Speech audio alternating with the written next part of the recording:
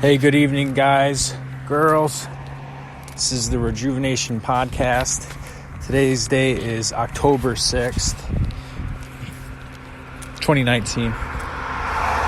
And this is going to be a solo podcast. And I think I need to stop trying to work with the layout here. Just going to do a little Sharon and Karen here today and talk about some stuff that's been going on in the court system, how they got me good, and all this stuff. And it's a nice night out, and I thought I'd take a walk and do this little podcast thing. It's a little dark out, but that's all right. Sometimes I get a lot of my ideas come when I'm doing a little bit of physical activity, so I'll just walk around the block a few times and see if that gets me anywhere. But yeah, there's a lot to be grateful for, Right now it's not raining on me. I don't have tremendous plans. I don't got a big meetings with the judge tomorrow yet. And life is good. I managed to stay sober today, which is a complete miracle. And by God's grace, I'll be able to do it again tomorrow. And it couldn't have been done without this little program that I'm in. It's really given me a lot of things to be grateful for. Absolutely. And it's huge. It gives me hope, because a lot of if I wasn't in the big AA game right now, then I don't know where I'd be. I'd probably be in a ditch. I'd probably be sleeping with the fishes. I'd be in a jail cell. Who the heck knows where I'd be? But it wouldn't be good, because I know I'd still be out there using again, and it wouldn't be pretty, and it's a lot of it's repetition.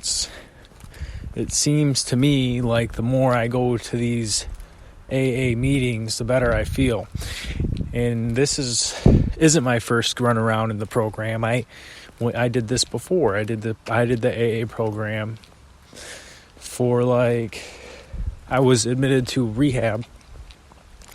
I was in rehab for about 2 months, and then I stayed out. I got out of rehab, and then I was out in the real world for 5-6 months in AA at a sober living house, doing the deal, cleaning up my side of the street, working full time, even going to school for commercial driving. And it was a miracle that I was able to even pull that off. It felt, and I try not to say things that come off as me appearing to know know all there is to AA, and all you got to do is follow Parker down to the house, and he'll teach you all about AA and how he does it, and everything he does works, and blah blah blah blah blah blah blah. I hate hearing from the guy that sounds like that at AA meetings, and I try my best not to sound like that. So don't take it personally if it sounds like I'm talking to you or at you or whatever it is. But the promises appeared to be coming true in my case when I was in recovery completely and doing what I had to do. And I was having my relationship with my family was in order. It was healthy. My job, my employers liked me around. I'd pick up shifts, whatever. whatever they'd ask me to do, I'd do it. I'd come into work on time, and I wouldn't take a day off or whatever, take sick days.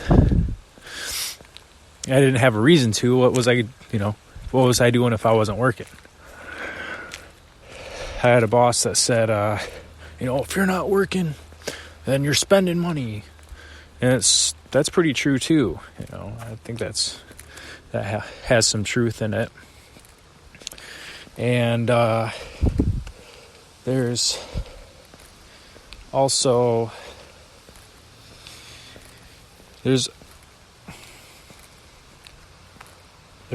the I felt like I could be forgiven before. I felt like what I had done was not so terrible that I was completely screwed. And the program at least taught me to forgive myself and to move forward from that. And then I get a good job. I get out on my own. Got it all figured out. Getting my own apartment. About to get a new car. And then all of a sudden it all comes crashing down on me. And it seems to me that I threw the whole program away. And the contract expired. And I stopped my sobriety as soon as I left the house. Okay, so I got out of the house, moved 20 minutes away, and all of a sudden I worked a lot, but at the same time I was also not hanging out with the same people I was hanging out with, and I was just not wasting my time. I was working, but my time off was very much, what am I going to do? When am I going to get drunk again? What am I going to drink tonight? How many beers can I drink before I have to go to work tomorrow and not smell like alcohol? How many drinks can I pass out? How many drinks do I need to pass out so I can get at least 8 hours of sleep in, and then I'll wake up and I'll be fine? That's really what I was with. And it's so twisted because that's exactly how it works too. This thing makes you think, this disease, this addiction, makes you think that as long as certain time frames, you can be drunk for certain time frames after it's just a few beers, certain time frames after work, it's okay to lay back. You worked hard today, time to go drink just a beer or two, whatever it is. And it's not all that healthy for you. And then it turns into every day. And then it turns into turning things down to go drink. And then it turns into missing work.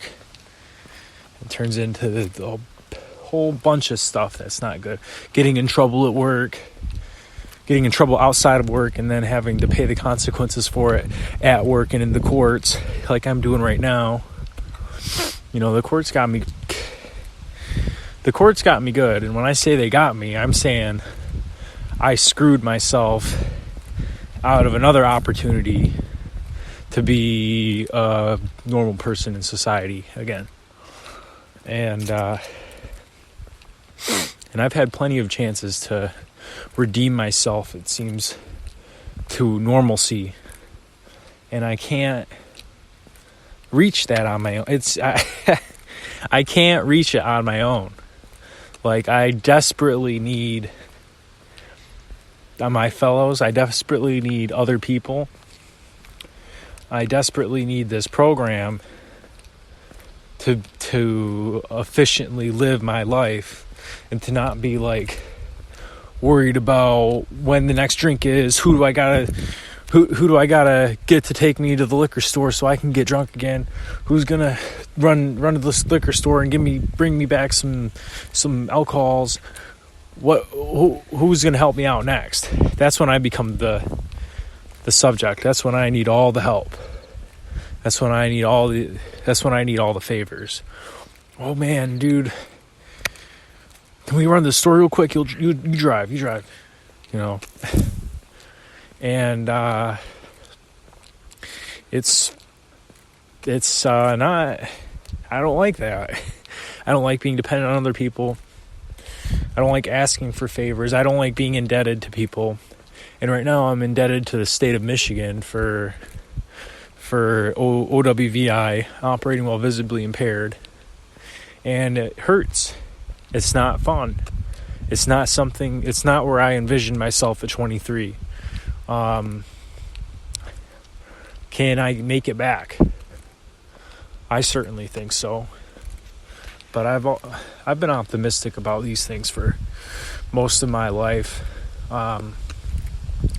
About my success rate, or where do I see myself, or what do I need to stop doing to be well again?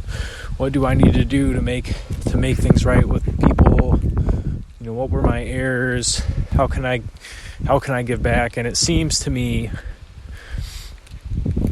that the only way to do this thing right is to give back to other people, or help the next alcoholic out, to be there for the next guy who's down in the dumps about something like I am now. Like the court's got me by the hair right now. I feel like they're gonna finish me. They could. I feel like they could. And so, you know, having a group of people around me to, you know, A, to learn from, B, to have something common ground with, and C, for that friendship that I was looking for in the wrong places. And when I say wrong places, I mean like the bottle, or the friend that enabled, or the friend that used with me, period. And that's not where I'm gonna find it. That's not where I'm gonna find the happiness at. That's not where I'm gonna find my self-actualization at. It's just not. It's gonna be seeing the next guy through, seeing what they have to go through, maybe sponsor a dude, maybe not, but definitely be in the program, and maybe I have a shot at it. Maybe I have a chance at recovery. But if I don't do those things, then I'm screwed. It's all bets are off.